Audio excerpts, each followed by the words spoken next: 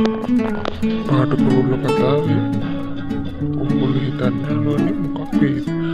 ඇත්තටම උඹුලු දැක්ක නේද? බිත්තරවිල්ල ෆොන්සේක මහත්තයාට හොරින් මේ කියනවා. ඉතින් මේ වගේ තමයි යාළුවනේ. ඇමිත්තට බැරි කමකුත් නැහැ. මම ෆොන්සේක සෙට්ටුවේ ෆොටෝස් ටික ගෙනල්ලා පෙන්නන්න. ඉතින් ඒ ෆොටෝස් ටික හාමුදුරුවෝ ළඟ තියෙන නිසා ගන්න බැරි කමකුත් සිද්ධ වෙනවා. ඉතින් මේ ප්‍රශ්නේ ගැන ෆොන්සේක මහත්තයා ප්‍රසාදට තමයි කියන්නේ හොයලා බලන්න කියලා. ඉතින් ප්‍රසාද් මේ ප්‍රශ්නේ මේ පාර නම් අතාරින්න ඉක්ුත් නැහැ. ඒ වගේම ෆොන්සේක සර් අසභ්‍ය ෆොටෝස් කියපු නිසා මේ පාර මේ ෆොටෝස් හොයන එක නම් නවත්තන්න ඉක්ුත් නැහැ. ඒ වගේම කවුද කරන්න තියෙන්නේ කියලා අනිවාර්යයෙන්ම හොයනවා යාළුවනේ. ඉතින් ඕගොල්ලෝ හිතන්නේ මංජිත කියලා මේ ෆොටෝස් ටික හොනොත් කෙවින් නෙමෙයි ඉන්නේ මංජිත කියලා. මංජිතට මොන වගේ දෙයක් වෙයිද?